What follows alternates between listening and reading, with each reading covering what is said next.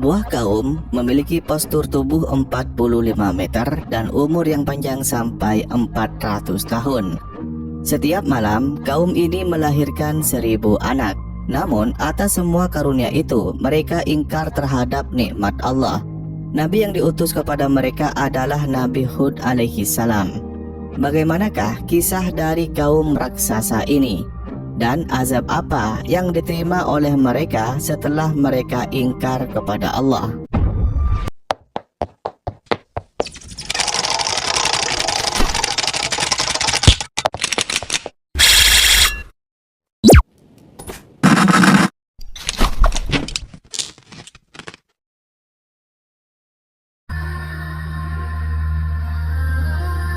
Assalamualaikum warahmatullahi wabarakatuh. Bismillahirrahmanirrahim. Semoga kalian dalam keadaan sehat walafiat, amin ya rabbal alamin. Nabi yang diutus setelah Nabi Nuh alaihi salam adalah Nabi Hud bin Abdullah bin Aus, salah satu keturunan dari Sam bin Nuh alaihi salam. Nabi Hud berasal dari kabilah Ad, yang merupakan bangsa Arab yang tinggal di wilayah Al-Ahqaf, pegunungan pasir yang terletak di daerah Yaman, tepatnya di antara Oman dan Hadramaut, dekat dengan Laut Merah. Kaumnya dikenal sebagai bangsa yang kuat dan berperawakan besar. Ada yang mengatakan bahwa Nabi Hud alaihissalam merupakan orang pertama yang berbicara dalam bahasa Arab. Ada pula yang mengatakan bahwa yang pertama kali berbicara dengan bahasa Arab adalah Nabi Nuh alaihi salam, dan ada pula yang berpendapat adalah Nabi Adam alaihi salam. Bangsa-bangsa Arab sebelum Ismail alaihi salam dikenal dengan istilah Arab Al-Aribah. Mereka terdiri dari banyak suku, diantaranya ada suku Ad, Thamud, Jurhum, Madyan, Kohtan, dan lain sebagainya. Sedangkan keturunan Ismail bin Ibrahim dikenal dengan istilah Arab Al-Musta'ribah. Menurut Syekh Muhammad bin Ahmad bin Iyas dalam sebuah kitabnya, kaum Ad merupakan kaum pertama yang mulai menyembah berhala setelah peristiwa banjir besar pada masa Nabi Nuh alaihi salam. Allah menciptakan mereka dengan postur tubuh dan kekuatan yang jauh lebih besar dibandingkan dengan manusia lain pada zamannya, sehingga mereka menjadi kaum yang dominan dan ditakuti. Kaum Ad dipimpin oleh seorang raja bernama Jalijan yang tinggi badannya sekitar 45 meter. Karena ukurannya yang luar biasa, ketika Jalijan berdiri, dia bisa menghalangi sinar matahari dari mencapai bumi. Dikisahkan bahwa dia mampu menghancurkan sebuah bukit hanya dengan meletakkan lengannya di atasnya. Sosok Jalijan ini memperlihatkan betapa besar dan kuatnya kaum Ad. Menurut Wahab bin Munabbih, rata-rata tinggi laki-laki dari kaum Ad adalah sekitar 45 meter.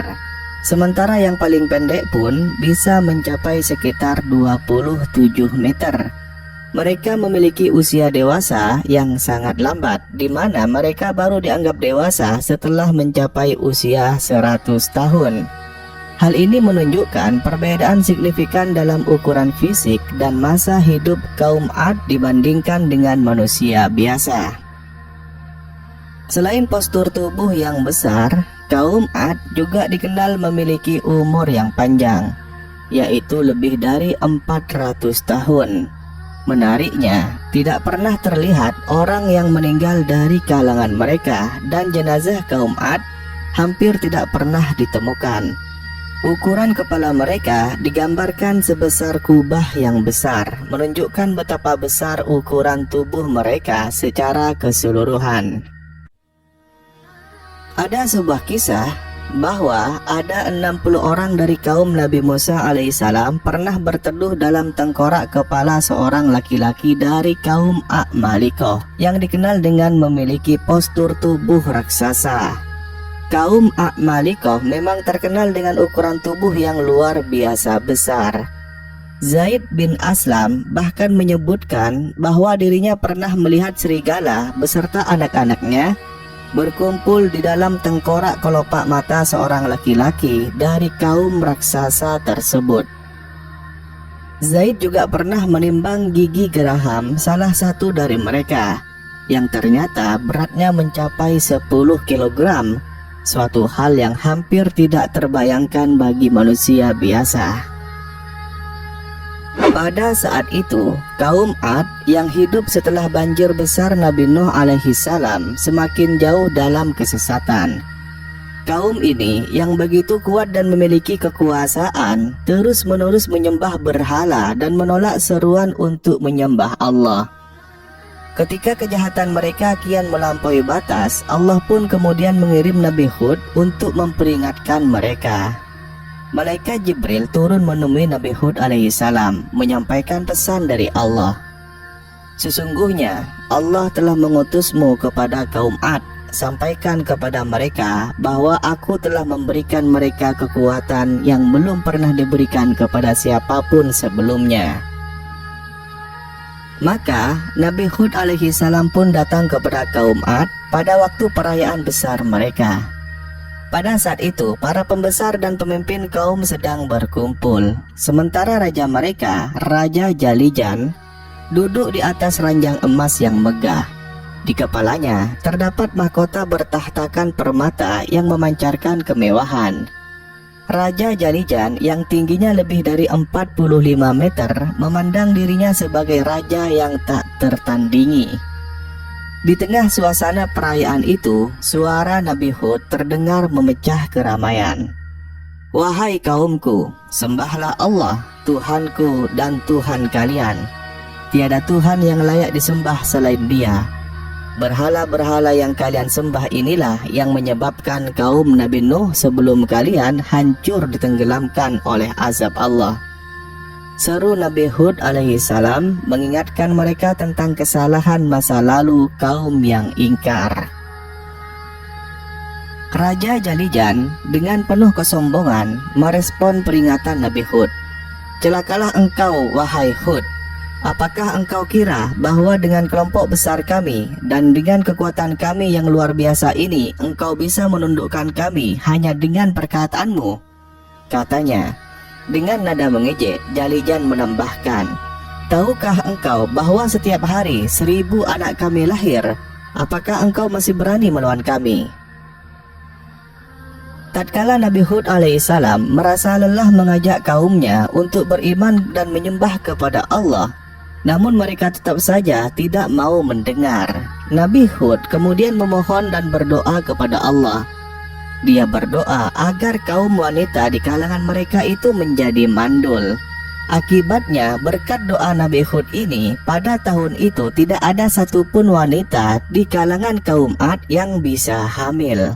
Hal ini membuat mereka pun menjadi resah, dan mereka pun segera mengadu kepada raja mereka, Raja Jalijan, tentang kejadian yang tidak biasa tersebut. Kaum Ad mendatangi Raja Jalijan dan berkata, wahai paduka raja, sesungguhnya Hud telah membuat istri-istri kami mandul. Kami khawatir bahwa apa yang dikatakannya adalah benar adanya.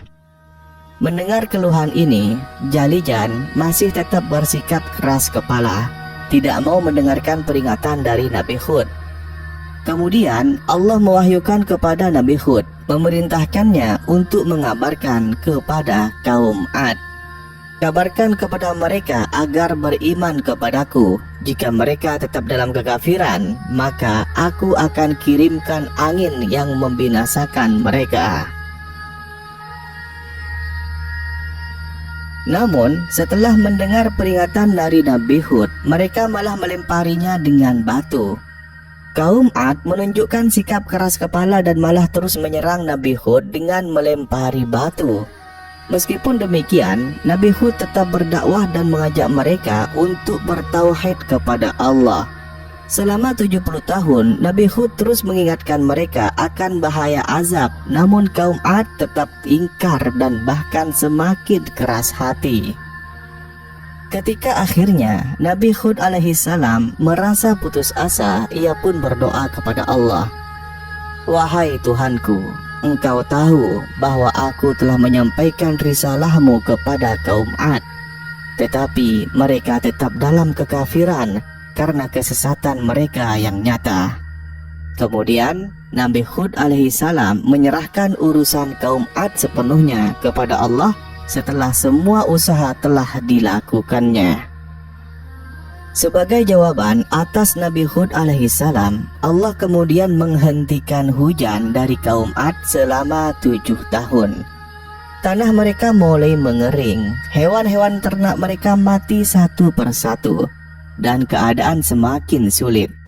Kekeringan ini pun berdampak pada ketersediaan makanan dan kebutuhan dasar mereka, yang mengakibatkan banyak dari kaum Ad yang meninggal, hingga akhirnya setengah dari mereka pun binasa. Pada masa itu, jika masyarakat mengalami kondisi yang genting, mereka akan memohon pertolongan Allah di Baitullah atau di Mekah. Karena itu, sejumlah orang dari bangsa Ad diutus untuk pergi ke Baitullah agar dapat berdoa dan memohon hujan. Saat tiba di perbatasan kota Mekah, mereka singgah di kediaman Muawiyah bin Bakar. Mereka tinggal di sana, berpesta minum khamar dan dihibur oleh biduan wanita yang disediakan oleh Muawiyah. Mereka pun terlena hingga lupa tujuan utama mereka dan baru menyadarinya setelah sebulan berlalu. Setelah itu mereka segera pergi menuju Masjidil Haram dan memohon kepada Allah agar diturunkan hujan kepada kaum mereka. Allah Ta'ala kemudian menunjukkan 3 macam awan kepada mereka, yaitu putih, merah, dan hitam. Mereka diberi pilihan untuk menentukan awan yang mereka inginkan untuk kaum mereka. Tanpa pikir panjang, mereka memilih awan yang berwarna hitam, dengan anggapan awan tersebut mengandung lebih banyak air. Lalu Allah Ta'ala menggiring awan hitam itu di atas bangsa Ad. Melihat awan itu, mereka pun gembira dan menyangka bahwa permohonan mereka akan dikabulkan dengan diturunkannya hujan melalui awan hitam tersebut. Namun, ketika mereka melihat awan tersebut menuju lembah-lembah mereka, mereka pun berkata, "Inilah awan yang akan menurunkan hujan kepada kami." Namun, perkiraan mereka meleset. Ternyata awan hitam itu justru membawa angin yang membinasakan. Alih-alih hujan, yang datang adalah badai angin yang maha dahsyat selama 8 hari berturut-turut, yang memusnahkan siapapun yang tertimpa olehnya. Allah berfirman dalam surah Al-Qamar ayat 19, "Sesungguhnya kami telah menghembuskan kepada mereka angin yang sangat kencang pada hari naas yang terus-menerus." Selama 7 malam dan 8 hari, Allah menimpakan angin itu kepada kaum Ad.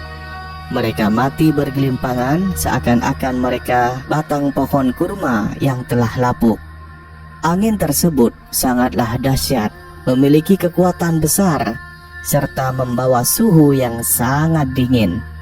Mereka pun berusaha berlindung di balik gua, rumah kokoh, atau istana, tetapi angin itu tetap mengejar dan membinasakan mereka, membalas kesombongan mereka dengan kekuatan Allah yang maha dahsyat. Dahsyatnya angin yang menimpa kaum Ad ini diingat betul oleh Rasulullah SAW. Saat melihat awan gelap dan menggantung di langit, wajahnya berubah. Rasulullah SAW terlihat gelisah, keluar masuk hilir mudik dari rumah beliau. Beliau baru tampak tenang setelah hujan turun. Aisyah pun bertanya kepada Rasulullah tentang alasan sikapnya. Beliau menjawab, "Aku khawatir, wahai Aisyah, jika awan itu adalah azab sebagaimana yang terjadi pada kaum Ad, sebagaimana firman Allah, maka tatkala mereka melihat azab itu berupa awan yang menuju ke lembah-lembah mereka, mereka berkata, 'Inilah awan yang akan menurunkan hujan kepada kami.' Bukan, bahkan itulah azab yang kamu minta supaya datang dengan segera, yaitu angin yang mengandung azab yang pedih."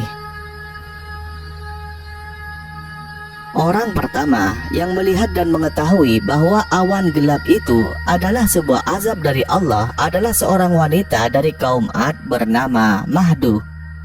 Setelah jelas terlihat olehnya, maka ia pun menjerit dan kemudian terjatuh pingsan. Ketika dibawa oleh penduduk lain dan tersadar dari pingsannya, para penduduk pun bertanya, "Apakah yang baru saja kamu lihat, wahai Mahdu?" Ia pun menjawab, "Aku melihat ada angin yang menggulung-gulung dan berkobar seperti api. Di bagian depan angin itu ada beberapa malaikat yang mengendalikannya."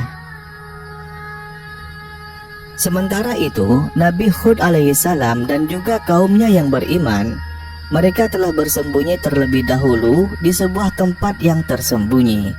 Mereka sama sekali tidak merasakan adanya azab tersebut. Mereka semua merasakan kenyamanan dan ketenangan. Tidak seperti kaum Ad yang lain pada umumnya, mereka berterbangan di antara langit dan bumi, serta dihantam oleh batu-batu yang juga berterbangan bersama mereka. Yang dirahmati Allah, semoga kita semua dapat mengambil hikmah dan pelajaran dari kisah ini. Semua kebaikan datangnya dari Allah. Jika ada kesalahan dalam pembahasan video ini, mohon dimaafkan karena itu adalah murni kesalahan pribadi.